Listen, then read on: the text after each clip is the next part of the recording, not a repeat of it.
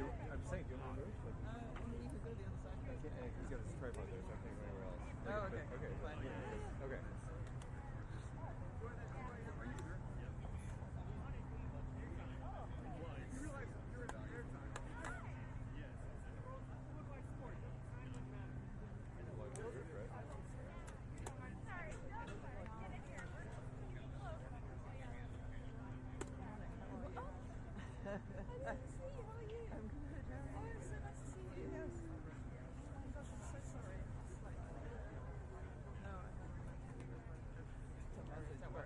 But I am around this week, I think. Okay. It's a moment where I'm not on a trip off. But, yeah.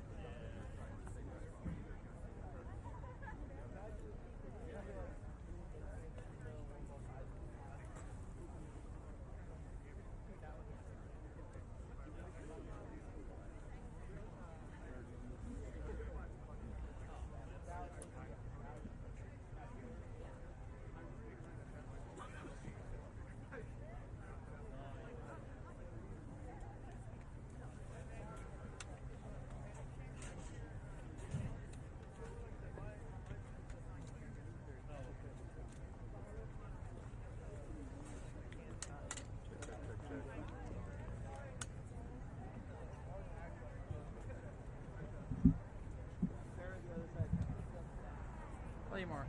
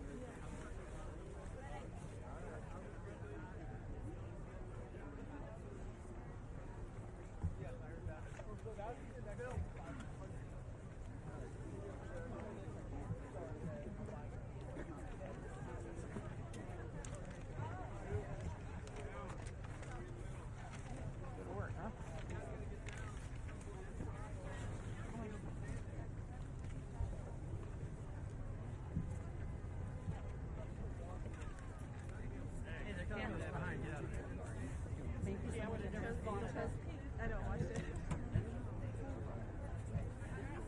You want to make a statement for people?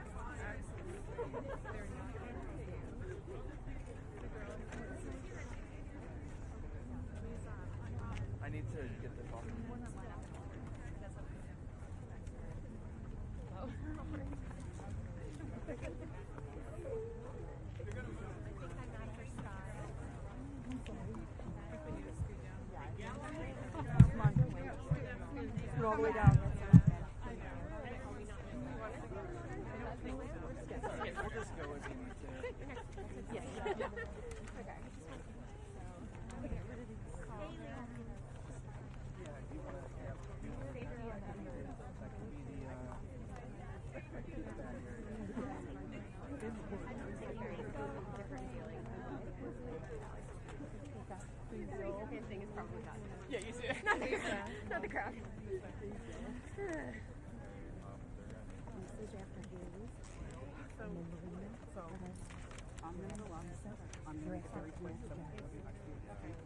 and then I'm going to say the next survivor, it will be Lisa Phillips. And then Lisa, after you're done speaking your 2 minutes, you're going to say the next survivor can be Jenna.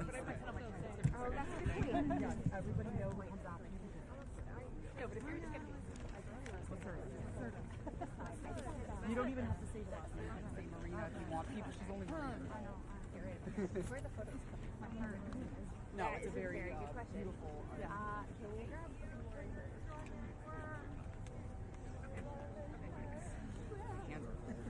I know. I left my card. Not for you? In front of you. No, you're good. It looks nice. I want your whole tablet, girl. I can't wait. I love you so much. I couldn't read off my phone. Mom was so small. No, exactly the same. How are you? How are you? Good. Ready to speech at work. Wanted to try something new, interesting, different. Hi, how are you? Can I hug you? Thank you so much for all that you're doing. Thank you for everything you've been doing. Thank you. I appreciate it. Thank you. We have hi. Do you want to speak or do you want? It's up to you. Just what is it? Gabby has 2 minutes. Yeah, good. Yeah, that'd Good. be great. Okay, I appreciate great. it, Rose. Thank you. Thomas? How are you? Let her go before me. Scott? Whatever. Whatever. Guys. Okay. No, you do. You're Okay. the sponsor. Yeah. She's gotten in enough trouble. Are we ready? Yeah. Great to see you all. Why do I have to follow you?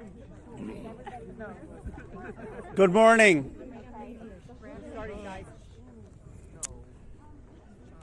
Today is the first day of real reckoning for the Epstein class.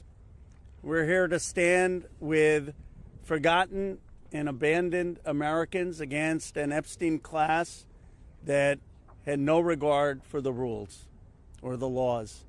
Look, this is one of the most horrific and disgusting corruption scandals in our country's history. You had Jeffrey Epstein, who literally set up an island of rape, a rape island. And you had rich and powerful men, some of the richest people in the world, who thought that they could hang out with bankers, buy off politicians, and abuse and rape America's girls with no consequence. Because survivors spoke up, because of their courage, the truth is finally going to come out. And when it comes out, this country is really going to have a moral reckoning. How did we allow this to happen?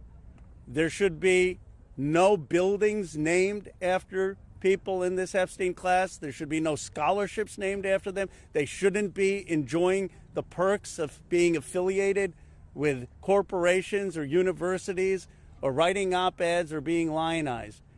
And many of the survivors will tell you some of these people still are celebrated in our society. That's disgusting. There needs to be accountability. I want to recognize first and foremost the survivors. They are the ones who made today possible. Many of you had forgotten about this issue, and frankly, for decades, we have not done enough about this issue. And it's only because of their advocacy, them coming here to the Capitol. They showed up here time and again, and on September 3rd, that the country started to pay attention. And I also want to thank the courage of two of my colleagues in particular. Both of them have suffered, as you know, extraordinary political consequences for what they did. One, my colleague, Congressman Thomas Massie. This would not have been possible if he hadn't led the discharge petition that got 218 signatures and is going to force a vote in the House of Representatives. And this would not have certainly been possible if it were not for the courage of Marjorie Taylor Greene. She signed the petition, and I would keep texting Thomas, is she going to drop off? Is she going to drop off? Because there was so much pressure against her, so much attacks against her. But she stood with the survivors. For Thomas or me, this has never been political. This is not about questions of Trump or Biden. This is a question of doing the right thing for survivors. We're going to get a vote today. I expect an overwhelming vote in the House of Representatives, and I don't want the D.C. swamp playing any games. They need to pass this in the Senate, and they should not amend it. President Trump has said he would sign the Epstein Transparency Act. It's going to get overwhelming support in the House. It should go straight to the Senate, and it should be signed. No amendments, no adding loopholes. Justice is long overdue. And I want to hand it over to my colleague, Representative Thomas Massie. I want to start by thanking the survivors. I mean, they're giving everybody hope in this country. There are survivors of other sex crimes in this country wondering if they should come forward. They're clouded with shame and concerned that law enforcement will do nothing. And these survivors have stepped forth, taking that same risk, worried that they will be defamed themselves. They have been defamed for stepping forward. But we're going to get justice for them. That's going to happen today in the People's House. The founders set up our government with 3 branches and 2 branches of Congress. And I don't think it's any coincidence that this fight is being started and it's being won in the House of Representatives. I have people, other survivors of other sex crimes, who come to me and say, thank you. You give me hope. You give us hope. There is hope here. We fought the president, the attorney general, the FBI director, the Speaker of the House, and the vice president to get this win. But they're on our side today, though. So let's give them some credit as well. They are finally on the side of justice. And as Rose said, don't muck it up in the Senate. Don't get too cute. We're all paying attention. If you want to add some additional protections for these survivors, go for it. But if you do anything that prevents any disclosure, you are not for the people and you are not part of this effort. Do not muck it up in the Senate. So with that, I just want to say I am hopeful too. I didn't know that we would succeed when Roe and I started this effort. Most discharge petitions never make it, maybe only 4%.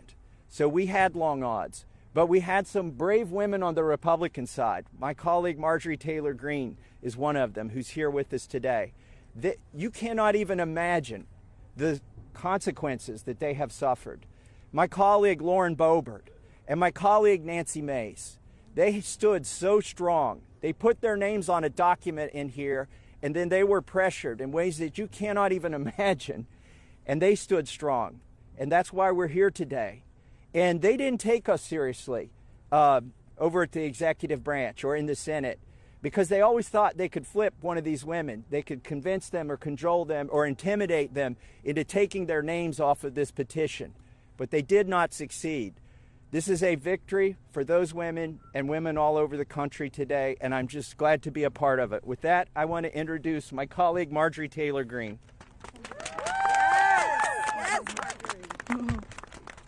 Thank you, Thomas. Thank you, Ro. I woke up this morning and I turned to my weather app to check the temperature, and it was 32 degrees.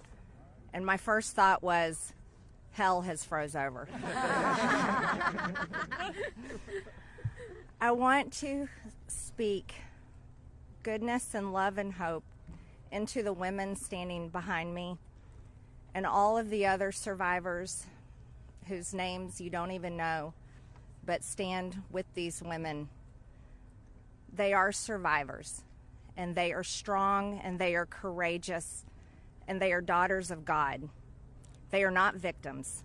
These women have fought the most horrific fight that no woman should have to fight, and they did it by banding together and never giving up.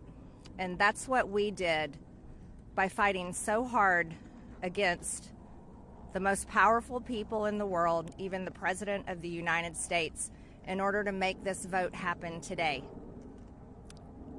I was called a traitor by a man that I fought for 6 years for. And I gave him my loyalty for free. I won my first election without his endorsement, beating 8 men in a primary. And I've never owed him anything, but I fought for him for the policies and for America first. And he called me a traitor for standing with these women and refusing to take my name off the discharge petition.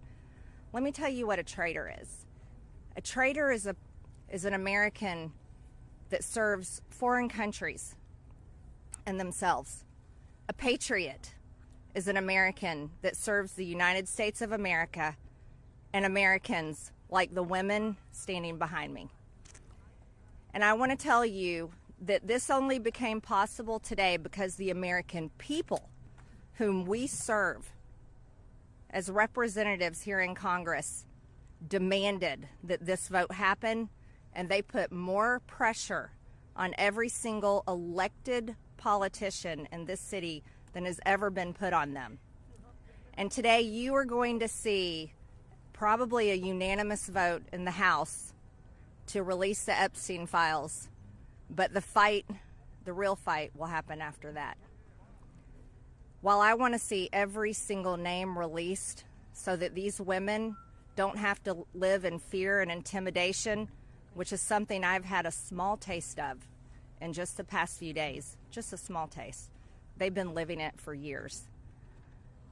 But the real test will be, will the Department of Justice release the files? Or will it all remain tied up in investigations? Will the CIA release the files? Will a judge in New York release the information? That's information that needs to come out. And will the list of names that these women privately hold, and they hold it because of their fear in their heart of what would happen to them if they release it on their own, will that list of names come out?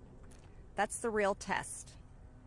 So I want to thank Thomas Massie and Khanna for your bravery in doing something that is much needed in America, crossing the political aisle that has become bigger than the Grand Canyon in America.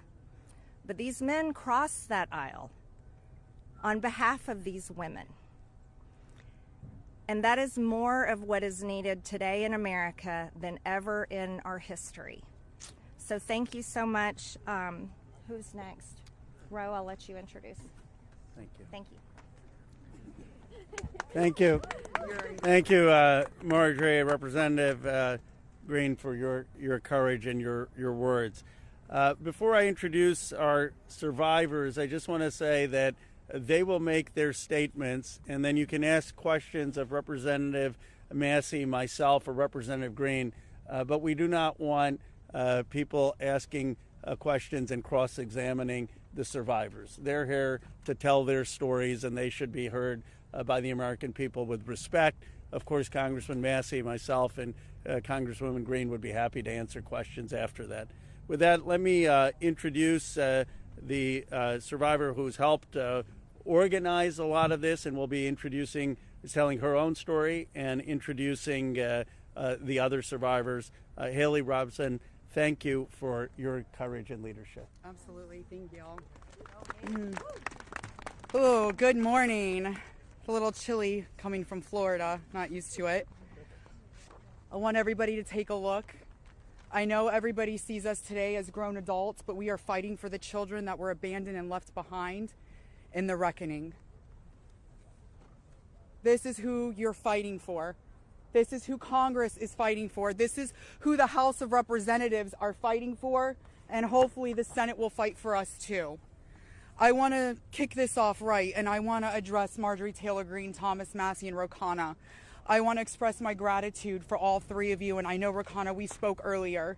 This is an incredible thing that I'm watching as a Republican, and this is non-political, but for you to go against your own party and to be ostracized, there's no place for political violence, there's no place for intimidation, and I can say firsthand, stepping out against Epstein and his crimes against children, we have all experienced that ourselves. So for you to knowingly put yourselves at risk and put your career at risk is unbelievable to watch, and we are so grateful.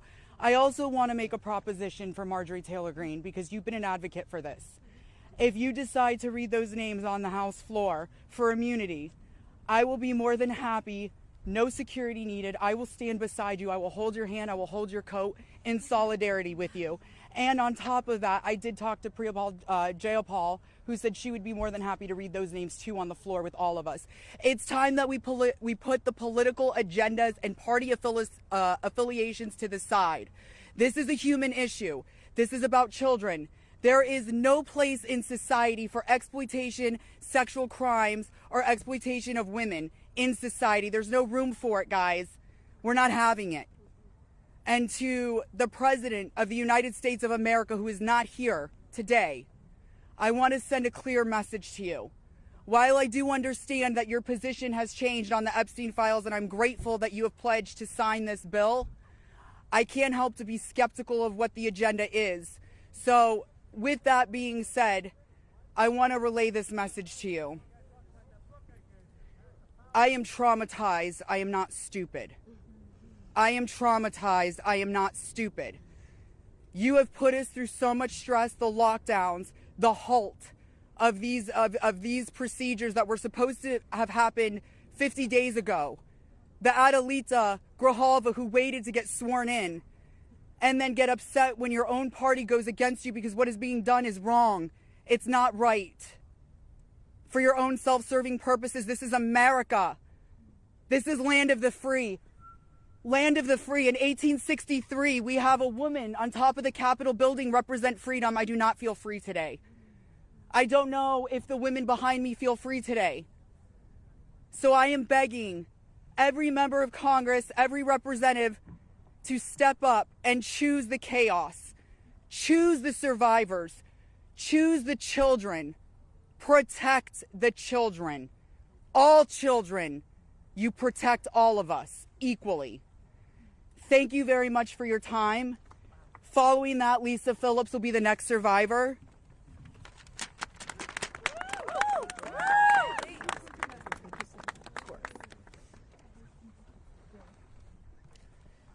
Good morning. My name is Lisa Phillips. It's an honor to stand here again for something America is finally united on: the immediate release of the entire Epstein files. In a divided nation, this is one demand we all share. Last time I stood here, I made a promise to all survivors watching. If those in power refused to release the truth, we would start uncovering it ourselves. For anyone who doubted that, that moment has already arrived. Since that day, more survivors across the country and around the world have reached out. Text, emails, DMs, firsthand accounts, and evidence. Many are women who were abused or trafficked through the international modeling pipeline Epstein built, promising visas, apartments, opportunities, futures, while exploiting their dreams for abuse. Most are still terrified to speak publicly because the men involved are powerful. They're connected, and as we know, they're protected. For too long, survivors have watched others speak for us. And while we are grateful for our allies in Congress on both sides, we've realized something. This fight belongs to us. We lived it, and we know the truth. And we will not wait quietly for institutions to decide when we're allowed to speak. The survivors now coming forward have entrusted us with their stories. We are sharing that information with the proper authorities, and when it can safely be made public, it will be. So today, we are launching something historic. The first national, survivor-led political movement in America. Nonpartisan, laser-focused on exposing the systems, the loopholes, power structures, and silencing mechanisms that have protected predators for far too long. We are stepping directly into the halls of power, into the political arena. We will help rewrite laws that failed us and build protections for our nation's children together, targeted by sexual exploitation. Together, today, survivors begin our own fight, the survivor revolution. And we intend to change this nation for the better. If you're a survivor who wants to join us, please reach out. And to anyone who benefits from the current system, intentionally or not, remember this. Alone, yes, we are afraid. But together, we are feared. Thank you.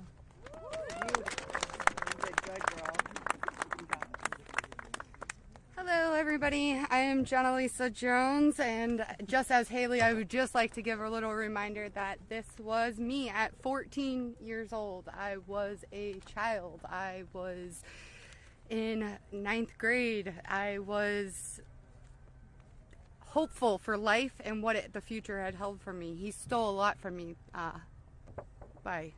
at 14. So just a little reminder there for everybody. Sorry. So,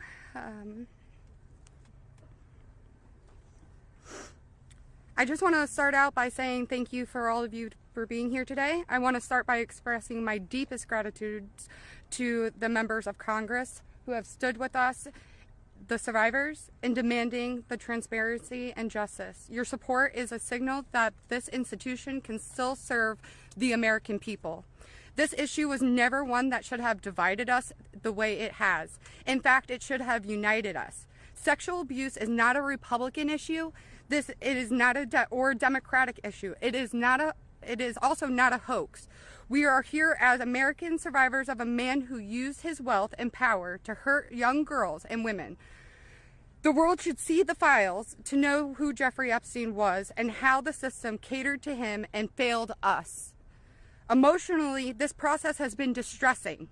First, the administration said it would release everything and applauded President Trump for that.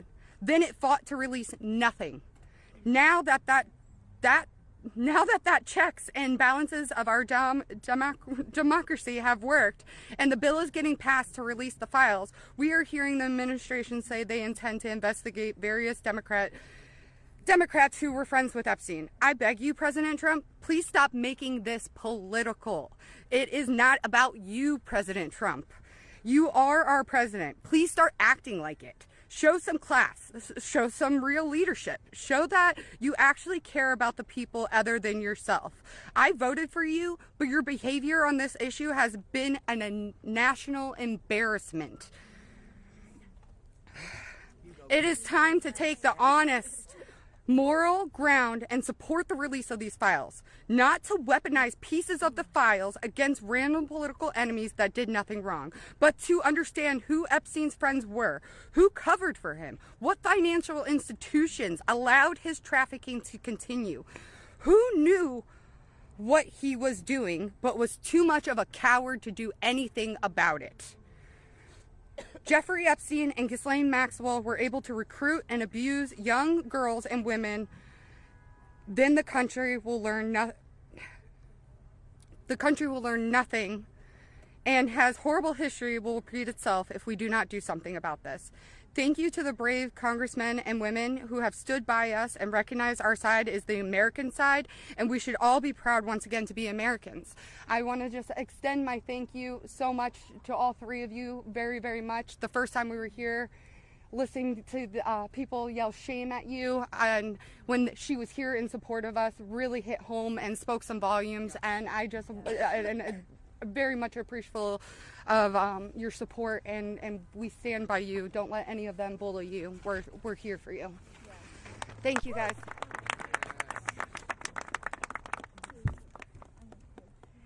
Wow. Good morning, everyone. Thank you all so much for coming together today and taking the time to listen to us. Your presence means the world, and it shows commitment to understanding and supporting survivors and Americans. I stand before you today with a heavy heart. I originated from Brazil, and I came to the United States when I was 8 years old. I was only 14 when I first encountered Jeffrey Epstein, and my daughter is now almost at that age. At 14, the only things she should be concerned with are going to school, practicing at her cheerleading competitions, and enjoying her time with her friends and family. She should not have to bear the burden of worrying about being manipulated or exploited. At this age, she is still a child, and no child should ever have to face such threats. I also want to address a troubling statement made by a prominent figure on a major platform who suggested that a 14-year-old should not be considered a victim of pedophilia. This is a dangerous and incorrect notion. When we talk about how children at 14 should still be treated as children, I ask you to look at the young people around you. Remember when you were that age? Do you think you should have been responsible for being groomed? Put yourselves in our position when we were young. I'm here today not to just share my story, but to call on all of you to help make a difference. We need to support to push for the Transparency Act and release the Epstein files. Please reach out to your Congress members and senators and urge them to support this crucial legislation. The truth is something that we all deserve, and it is vital for safety and protection of the future of generations. Think about all the young people in your life, your daughters, your nieces, your friends. Let's stand together and ensure that they grow up in a world where they are safe and valued. I often wondered, why did this happen to me? And then I realized, God only gives you what you can handle. I'm here for a purpose, and that purpose is to make a difference today. So, let's stand together to protect our children and our peace. Thank you.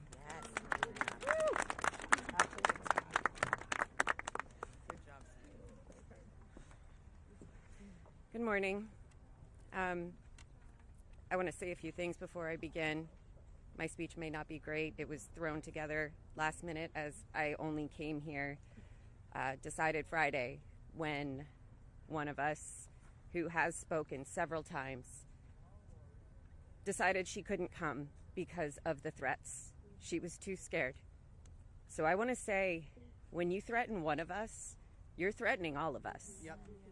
We are together now, and that's never going to change. This is me at 16 when I met Jeffrey Epstein. Now I'll start. It is an honor to stand here before the American people. However, I shouldn't have to stand here at all.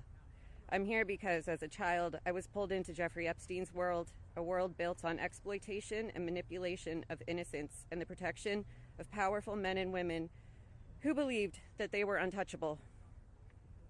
Today, we'd rather be preparing for the holidays. We'd rather be at home with our families, baking with our children and decorating the Christmas tree as we try to move past this horrific moment that has impacted our entire adult lives. However, that's not possible because it's become something it should have never been, political and sensationalized. The truth is simple. We were victimized as children and failed repeatedly by the very system that was supposed to protect us.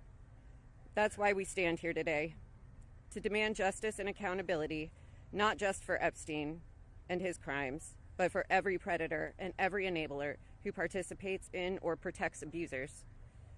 The Epstein case was gravely mishandled consistently and deliberately over many years.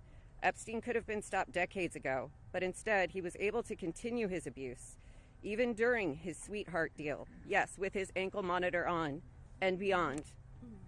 A deal that protected him and silenced us. While I was a child fighting to survive what happened to us, federal prosecutors were negotiating ways to shield powerful adults. And the failures didn't stop there. Our civil cases were met with hostile judges and delay tactics, intimidation, and PR campaigns designed to smear us in the public eye. We were treated as problems to be managed instead of victims to be protected.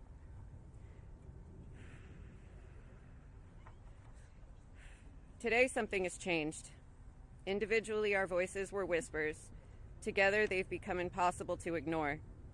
We are encouraged to see elected officials from both parties, thank you, come together and finally take action to release the files. I'll leave it there. Thank you. Good job. Yes. Good morning. My name is Wendy, and I'm standing here today with a truth that still scares me to say out loud.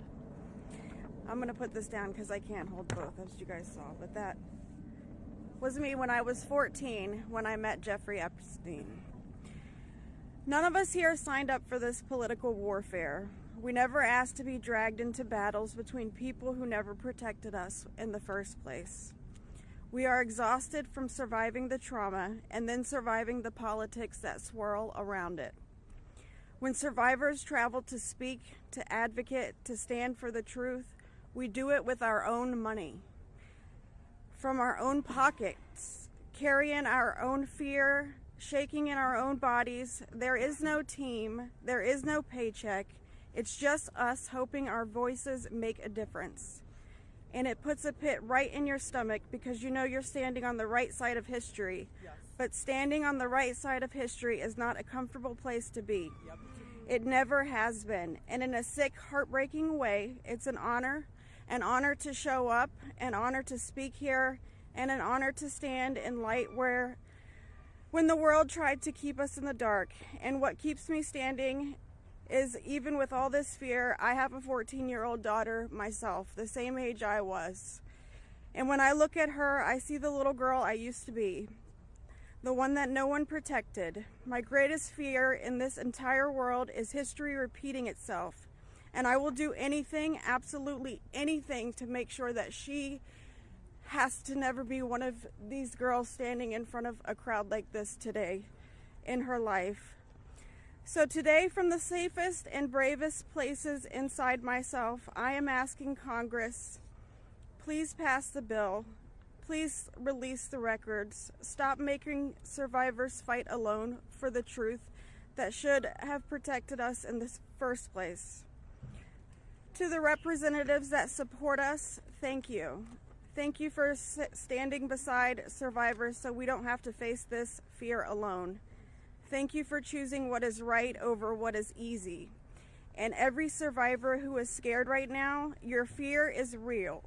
Your courage is real, and even though we're terrified, we keep showing up. Because someone has to tell the truth. Someone has to protect these children. We deserve safety then, we deserve it now. And we are done being afraid so others can stay comfortable. So with that, I want to say thank you guys for having us. And I just hope that people can remember that as survivors, our story never leaves us, but the choice that you make to pass this bill, your career is in front of you. And that choice will follow you. Everybody will know. So thank you. Good job, Wendy. Well said, Wendy. You're incredible. Hello, everybody. My name is Bensky.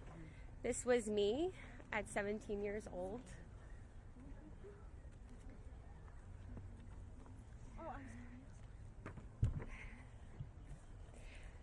Coming from the dance world, I was recruited in 2004 after a systematic breaking down where Epstein leveraged my mother's brain tumor scans.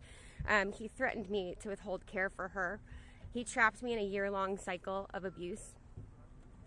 The last time I was here in Washington, D.C., I talked about being a part of this beautiful mosaic of women behind me, and they are exactly that. They are a beautiful mosaic of energy and passion and love and life. I am one story of 1,000. You think of that number, 1,000. I spoke of how big our hopes and dreams once were, and I talked about how they were completely shattered at the hands of Ghislaine Maxwell and Jeffrey Epstein. Now, I look at this amazing community behind me. They are survivor sisters. We are together. We stand together in this. And I realize that we are a representation of women across America. We come from different backgrounds. We have different religions. We are different races, different creeds, different ethnicities. We have different political affiliations. Some of us don't want to be political at all. And yet we stand here together for this cause. We're united in the call for transparency, complete transparency, to find justice.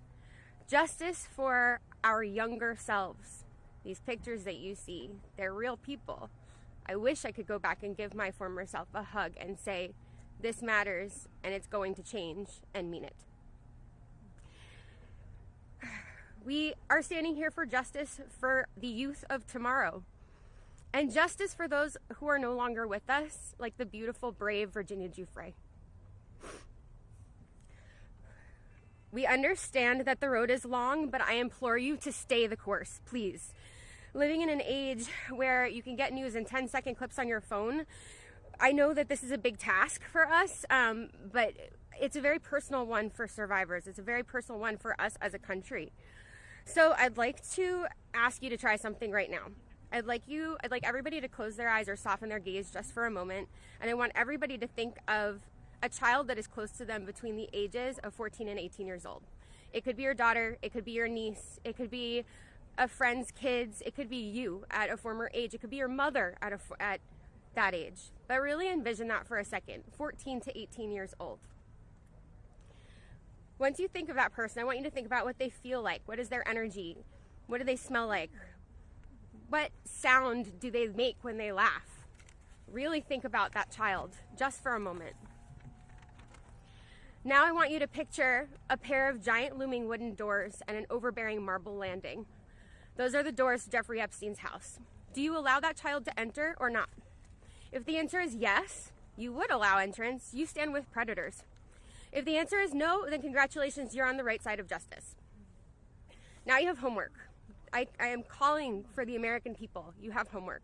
Call your congressional leaders. Call your senators. Please support this bill. Let's get it all released. Thank you very much.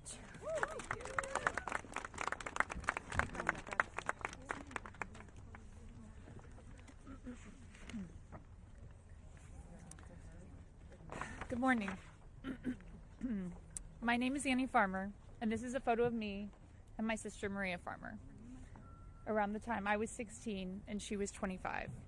That's how old we were when we were abused by Epstein and Maxwell. Survivors have repeatedly stated that our pursuit of transparency and justice is a nonpartisan issue. But given the political noise surrounding this case, I just want to remind people of some of the facts.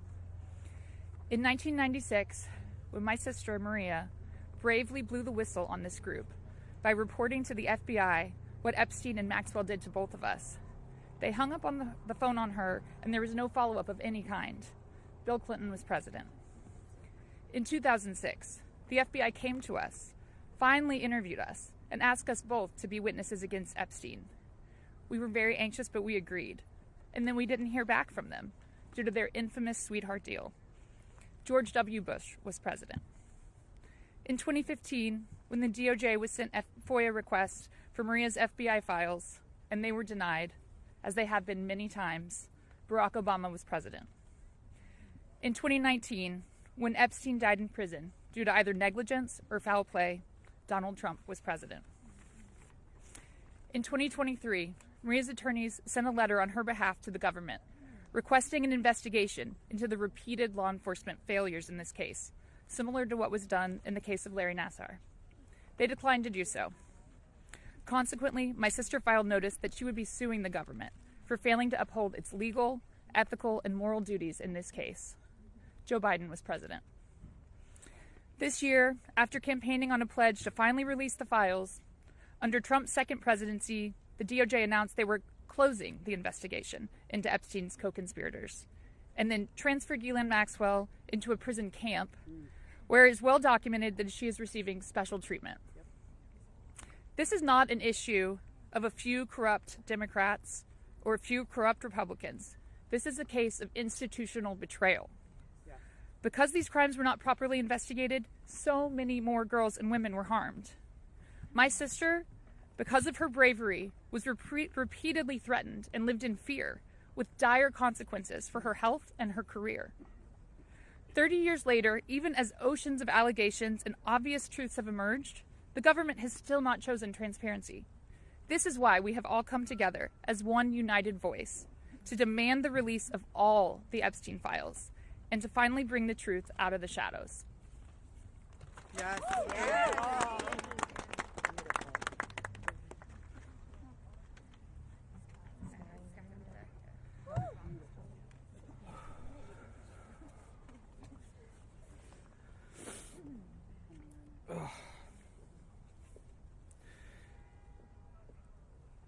Ladies and gentlemen, esteemed members of Congress, and everyone gathered here today, I want to start by thanking the three of you.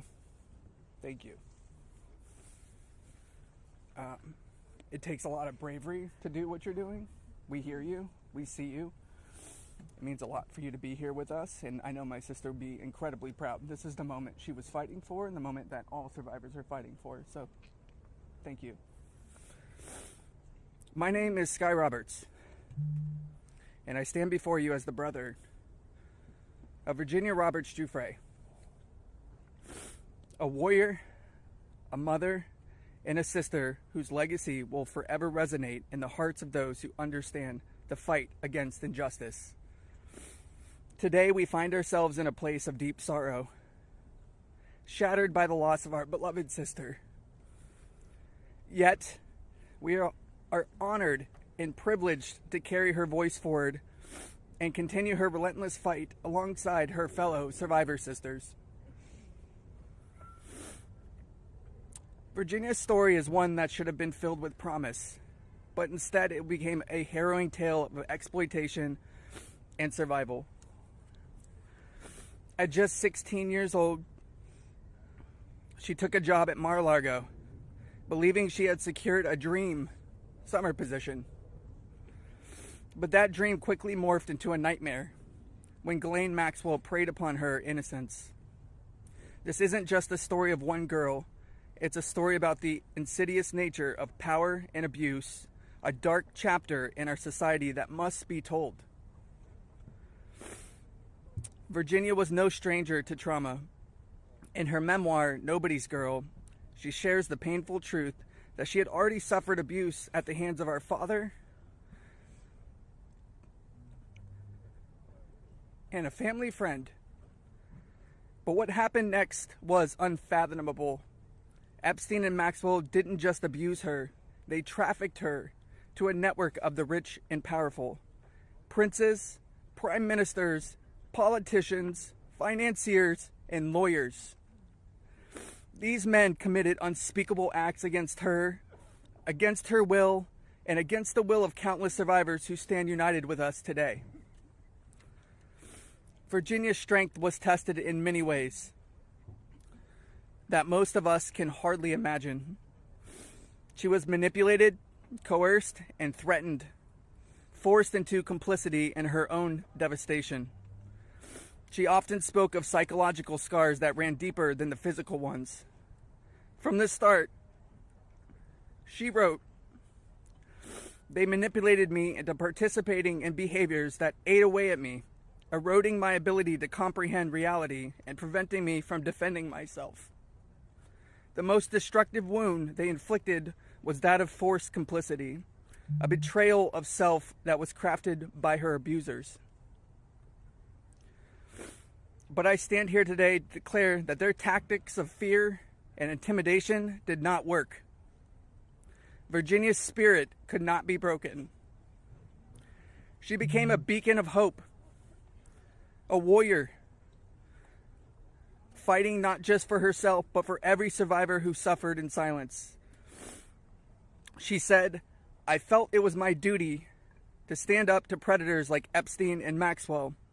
I would put my neck on the line to make sure my daughter never has to go through what I had to endure." These survivors, like Virginia, have transformed into mothers and strong women, fierce in the face of adversity. Many of them have daughters the same age they were when they faced their own abuse.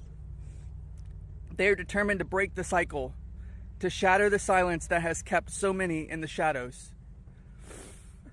Virginia quoted in her memoir, "There I was, as the mother of 3 children.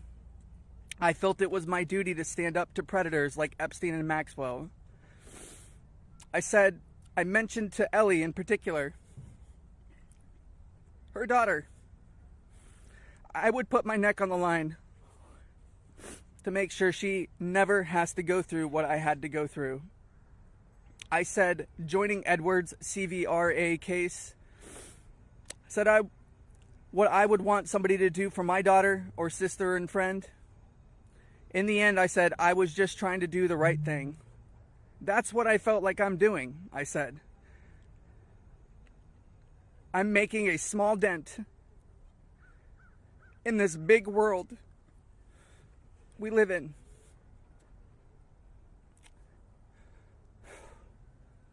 Well, sissy,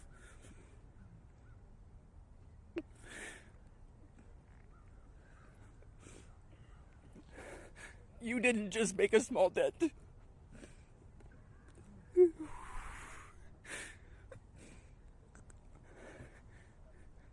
You made a monumental impact, a resounding statement that echoed across the world. You built an unbreakable wall, a barrier that will protect future generations from the horrors of abuse. As we gather here today, I urge each of you, members of Congress, advocates, and all those who hear this message, to join us in this fight. We demand justice, accountability, and support for survivors. And we keep getting asked this. What does justice mean, you ask? It starts with acknowledgement. That's the first step. Acknowledge in the face of survivors that this happened and that this is true. Your vote carries that weight. My sister is not a political tool for you to use. These survivors are not political tools for you to use. These are real stories, real trauma, and it's time for you to stop just talking about it and act. Vote yes.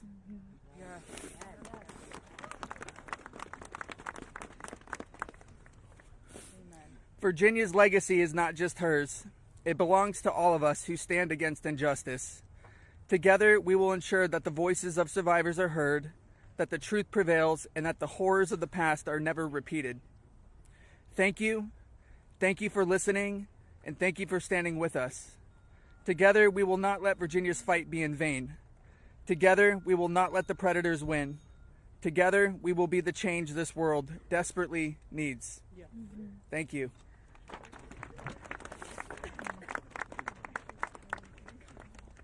It was so beautiful.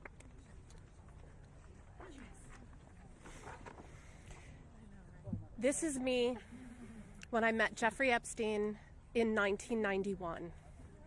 I always share the date when I talk about my story because people rarely acknowledge how long this has actually been going on. And for too long, truth has been buried, survivors have been silenced, and powerful people have been protected. And today we stand in a moment that will decide whether our government still belongs to the American people or to those who prey on them. Because when mountains of evidence and decades of victim reports across 5 administrations still lead to sweetheart deals or no prosecution at all, this isn't just one case gone wrong. It's an institutional failure on a historic scale, and every member of Congress in this administration must answer for that failure.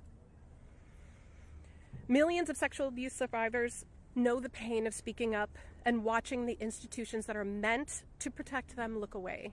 We're not alone in this. Epstein may be the headline, but the betrayal reaches every corner of our country. And if our justice system can collapse this completely for so long, then Congress cannot pretend that the system is working. Not for us, and not for the generations that will live with the consequences of what they choose now. One long overdue step towards repairing this damage is the Epstein Files Transparency Act. Because without transparency, there's no accountability. Without accountability, there is no justice. And without justice, democracy dies. Yeah. So representatives, you have a choice to show millions of Americans whether you stand with us or with the powerful predators that are counting on your complicity. Thank you. Yeah, good job.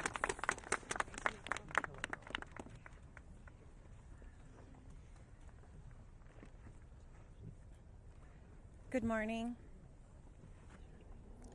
This is me. This was me. My name is Charlene Roshard, and I stand before you today not as a victim of rumor or conspiracy, but as a survivor of Jeffrey Epstein's abuse.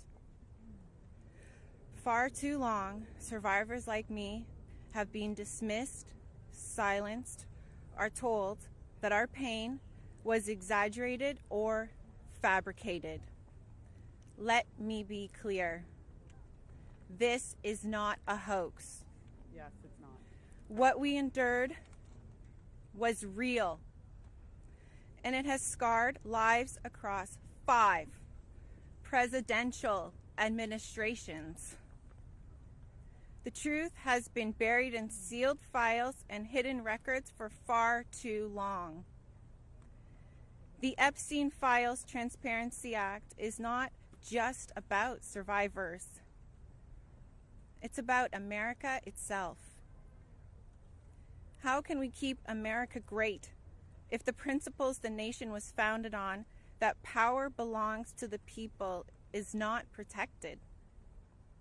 No one, no matter how wealthy and well-connected, stands above the law. If we cannot face the truth, then we betray the very ideals that defines us as a country. By passing this act, Congress has the chance to prove that truth matters more than privilege, Yes. that justice matters more than influence, and that America has the courage to confront even the most uncomfortable realities. This is not just about survivors. It's about every American who believes in accountability, fairness, and the promise of justice. I stand here today not only for myself, but for every survivor of Jeffrey Epstein's abuse who has carried this burden in silence, and for every citizen who believes that justice delayed is justice denied. Yeah. I want to thank Representatives Khanna and Thomas Massie for standing with us. Thank you. And I especially want to thank Representative Marjorie Taylor Greene. Her unwavering support, her courage to stand with us and demand transparency gives us strength. Thank you. It shows that this fight for accountability is bigger than politics. It's about humanity, justice, and truth. This is about America's future. It's about whether we, the people, will be heard when we have the courage to stand for truth and justice. Our voices are real. Our pain is real. And our demand for justice will not be silenced. Thank you. Amen. Girl, Charlene. Hello. Good for you, girl. You did amazing.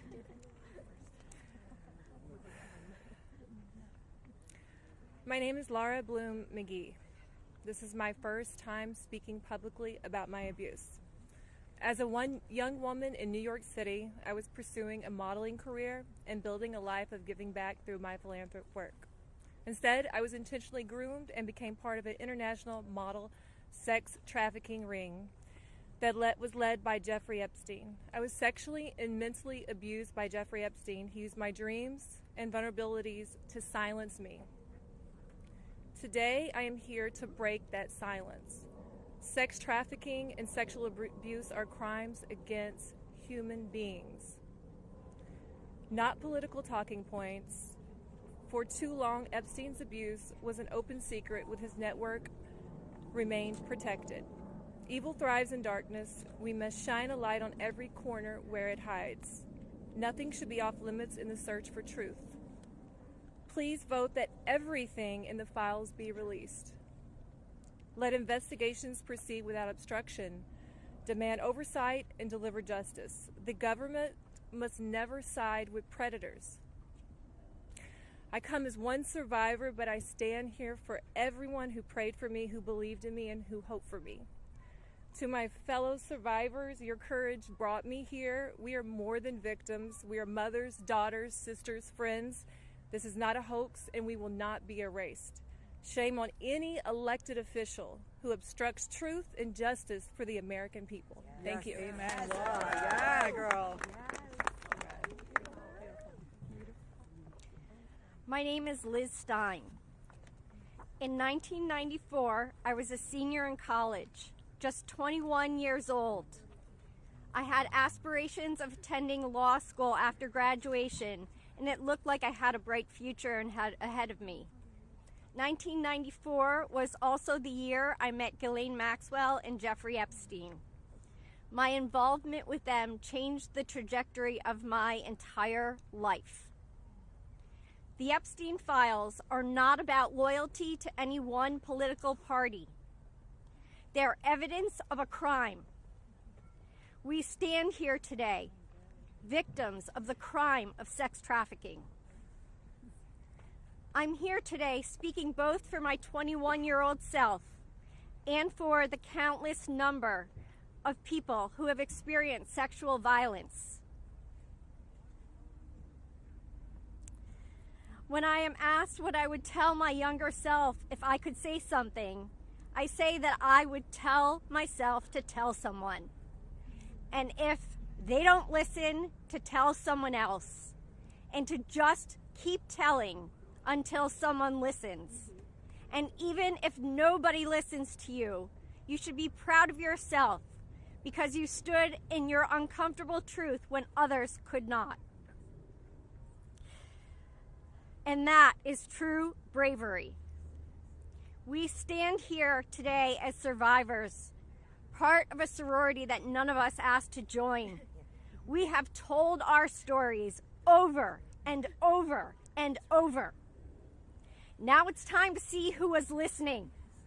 We ask that you vote to release the files, all of them, so the victims of this crime can finally see justice. Thank you. Amen. Yes! You go, girl.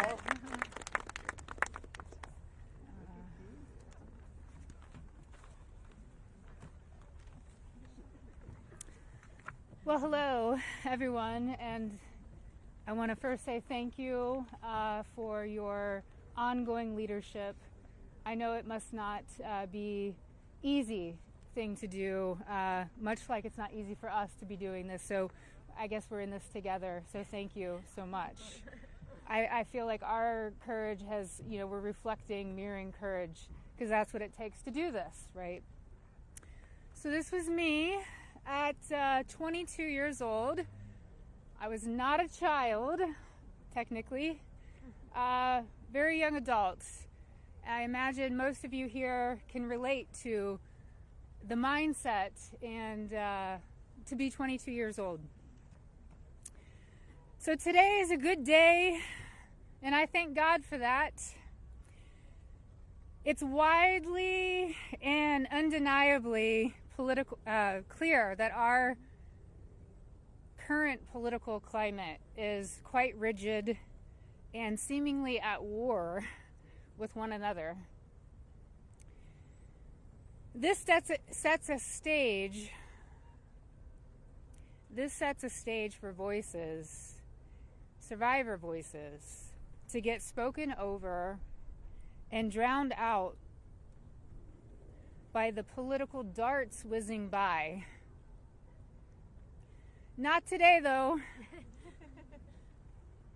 Today, our truth and our power have steadily risen up. We are at the peak. Our voices prevail today. Our voices initiated the coming together of both political parties. That's pretty big, I think. Republicans and Democrats, we all stand together today. We all stand together for justice, and we must continue to do so to protect the integrity of our country and our democracy. Truth and justice must prevail. The children today are those that will lead this nation one day. Think about that. What does that mean to each of you?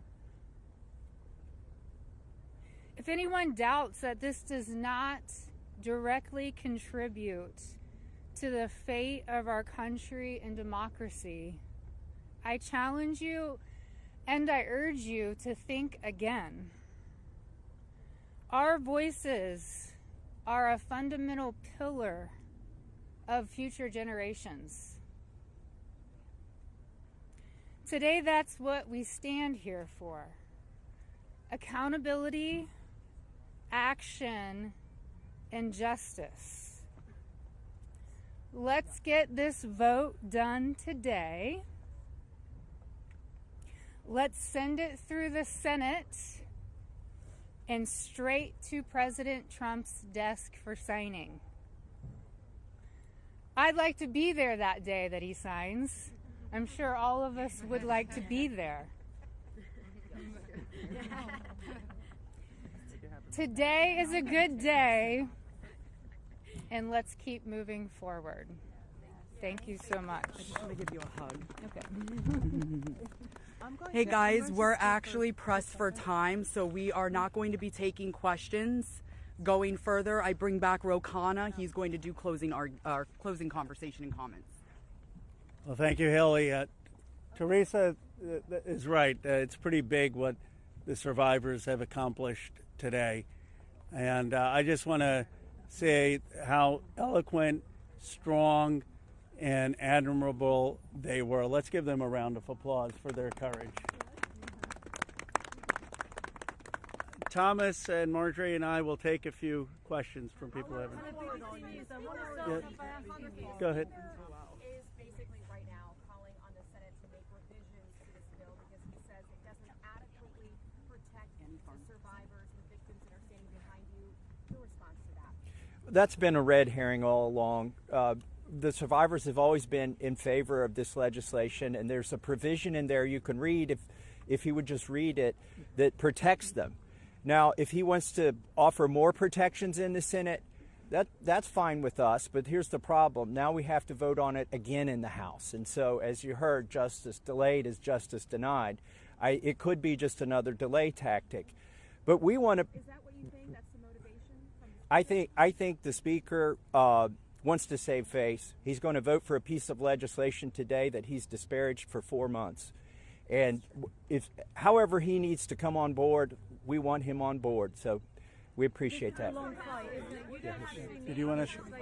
Go ahead. Go ahead.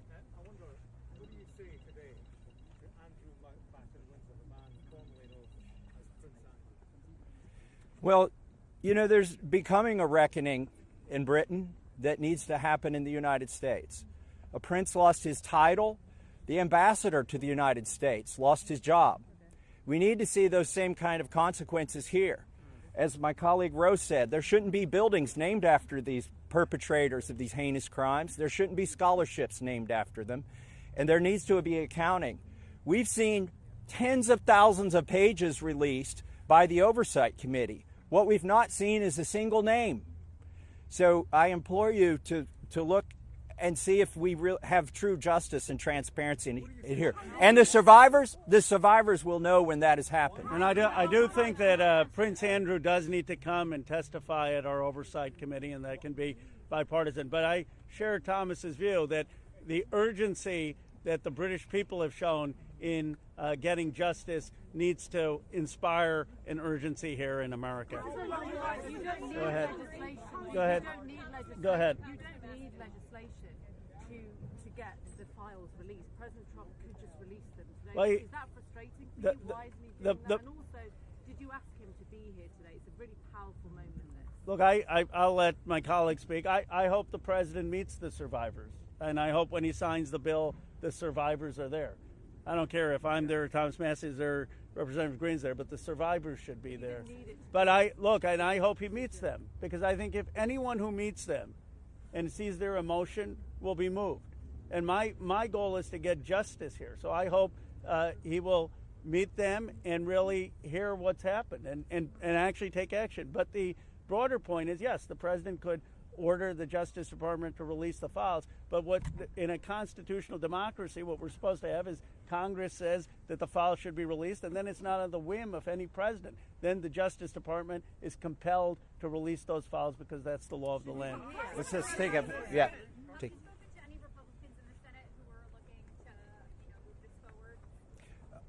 So Senator Merkley is a Democrat. He's led the exact same legislation that Roe and I introduced in the House. One Republican co-sponsored his bill yesterday, and I have spoken to at least one more who says they will co-sponsor. The important thing about the Senate is that they need not to muck this bill up. There's a lot of attention on here. We've needlessly spent 4 months dragging this out. A duly elected representative, was denied her seat in Congress for 49 days, and it's time to pull the Band-Aid off. The Senate, it may be tempting for them to get cute and to do things that will limit the release of these documents. They are afraid that people will be embarrassed. Well, that's the whole point here. They need to be brought to justice, and embarrassment is no reason to stop it. So the Senate, John Thune, it's up to him. He needs to bring this to the floor of the Senate, and I think the vote today will show that in the House. And the president, look, the president has said he would sign the bill. You're going to get almost a unanimous vote here. So you have the president and a unanimous Congress believing that this protects the survivors and is calling for the release. There's no reason for the Senate now to, as Representative Massie puts in, muck around with it. They need to put it up, have a vote, have the president sign it. If there's any further protections, they can do that through the DOJ process. But what they should not do is delay a vote on a bill that the House is going to vote overwhelmingly for and that the president supports. Yeah, just go ahead. Congresswoman Green, you raised the question of whether or not the Justice Department will actually release these files. Do you take the president at his word when he says he's going to sign this bill, and do you have confidence that these files will actually be released? I only take people's actions seriously, no longer words. And what do you think the president's And I'll tell you, because I wasn't a Johnny-come-lately to the MAGA train. I was day one 2015, and there's a big difference in those Americans and those that decided to support President Trump later on. And I'll tell you right now, this has been one of the most destructive things to MAGA, is watching the man that we supported early on, 3 elections, for people that stood hours, slept in their cars to go to rallies, have fought for truth and transparency and to hold what we consider a corrupt government accountable. Watching this actually turn into a fight has ripped MAGA apart. And the only thing that will speak to the powerful, courageous women behind me is when action is actually taken to release these files, and the American people won't tolerate any other bullshit. That's where we are today. Thank you. Go ahead. Les, 2 more questions, and then we're around all day. Is this a watershed? How would you sum up today in terms of your battle to get to the truth? I would say that these survivors have been fighting for decades, and they finally are being heard by the American people, and we're finally going to have a reckoning for this Epstein class that has gotten away with horrific things. Look, I grew up in Bucks County, Pennsylvania. People went to church, they played Little League, they went to their neighbors for barbecue. They didn't go to a rape island and abuse young girls or traffic young girls. And people with extreme wealth have thought that the laws don't apply to them, and their culture is totally out of touch with the values that built America. And finally, we're going to have a reckoning over it. How worried are you? Let's take the lady here. Let me ask you this. You said you wanted this to go straight to the Senate. What message does it send to the survivors behind you if the Senate doesn't act quickly to move this bill forward? Well, they're not here. They're not going to answer questions, so I'll answer a question. I prefer, actually, it goes straight to the president. He can release these files without the Senate acting. Sometimes they take a long time to get things done. The House figured out a way to take 4 months to get this done. I think it's disrespectful to the survivors if they delay. this. There's nothing more important than cleaning out the rot in this country. And this is rot, and it's not a partisan issue. And the senators need to get on this. Yes, the economy is important. Yes, international policy is important. But there's nothing more important than getting to this rot and cleaning it out. They should put it at the top of their agenda. There's a provision in the bill already that would allow the DOJ to not release certain information if it would jeopardize an active investigation. And the president just last week ordered his DOJ to conduct an investigation. What makes you think you would actually, if this bill passes, see these files? There are 1,000 survivors. They can't open enough investigations to cover up everything that's in these files. And yes, it's true they can try to protect a few certain people or a few certain companies, but those investigations will eventually end. And in the meantime, there's not enough investigations to cover up 1,000 different crimes, 1,000 different rapes, 1,000 different sex trafficking instances. And this is not a moot point, even though they are doing that. And once this bill is signed into law, any career official at the DOJ or the FBI who does not comply with the law is at legal risk. It's no longer just up to the president. Look, we could have passed a simple resolution here in the House, and that would have been the end of it. Instead, we chose a very hard path, which is to get legislation, a law passed, which means it has to go to the House, the Senate, and be presented to the president. And that will have the force of law. They will be breaking the law if they do not release these files. Thank you very much. Last question, and then. Why do you think he has fought so hard? If he could do it now, why hasn't he done it? I believe he's trying to protect friends and donors. And by the way, these aren't necessarily Republicans. Once you get to $1 billion, you transcend parties. You just assume you can pay off whatever party is in charge of the White House, whatever party is in charge of the House of Representatives. And this is about those kinds of people. I think he's been trying to protect them. And I think it also incriminates our own government. This is a complete and total failure of the justice system, as the survivors have witnessed here today to us. It incriminates the FBI. It incriminates our intelligence agencies. It incriminates police departments in West Palm Beach. And that's what has been protected by this, either willfully or unknowingly, and it's time to end it. And I would agree with Representative Marjorie Taylor Greene that what matters now is just the action. I don't speculate on what politicians' motives are or what's in their heart. The point is the American people have spoken, Congress has spoken, release the files. It's time for justice. Thank you very much. Thank you. Thank you.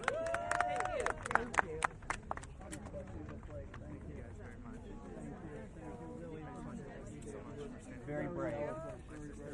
Incredible. I appreciated your work. Very well. Charlene. Great. Thank you. I said bullshit on TV the other day, and I love that you just said bullshit. I was like,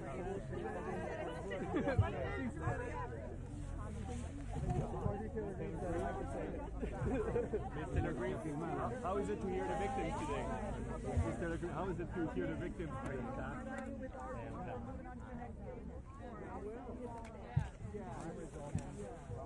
Ms. Taylor Greene? Okay, I see you, Marjorie. How did you feel hearing the victims today? You were terrific. Incredible. I'm always inspired hearing you, and that's your love for your sisters. Yes.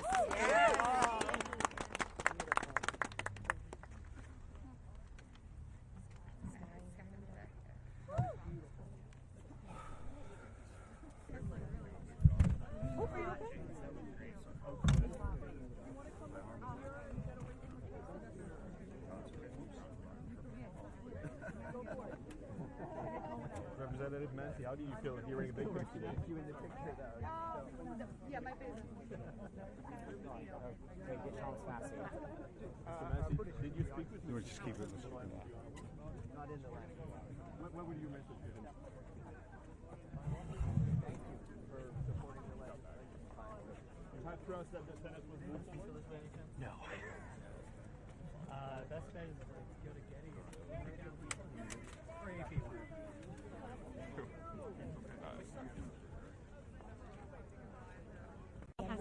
Yeah, good. Yeah, that'd Good. be great. Okay, I appreciate great. it, Rose. Thank you.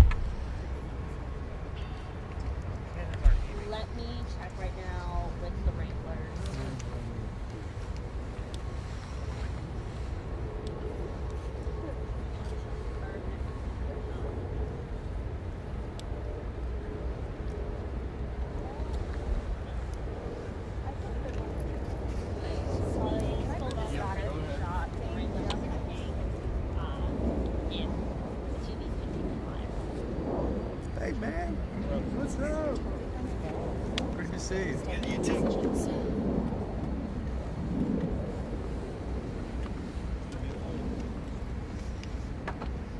Oh yeah. Always.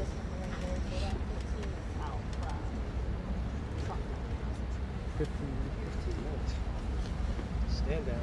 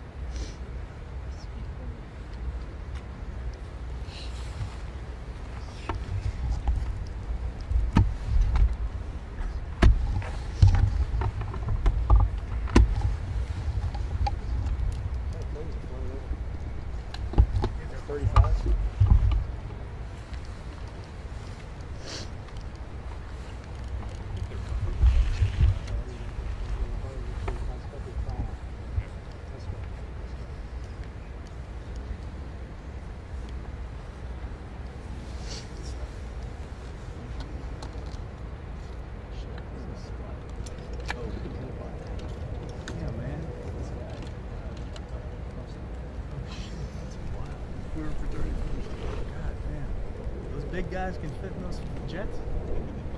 Too big. Yes. Yeah, tell them they gotta Honestly, just cover them. Yeah, they gotta get that weight down. That's cool. It's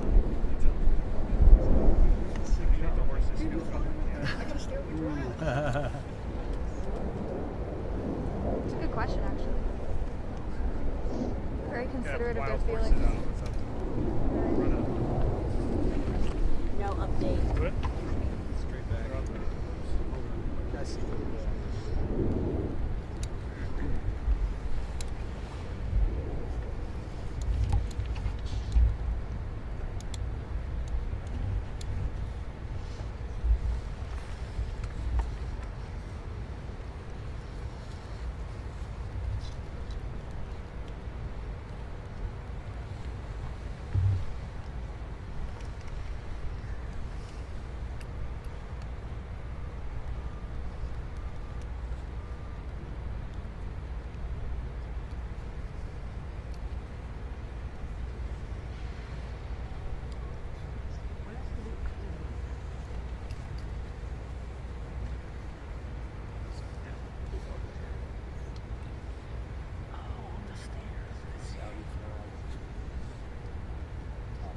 Man. I like that they gave him a 4.5-foot gap to see the cannons behind you guys. Little gully. I don't like it.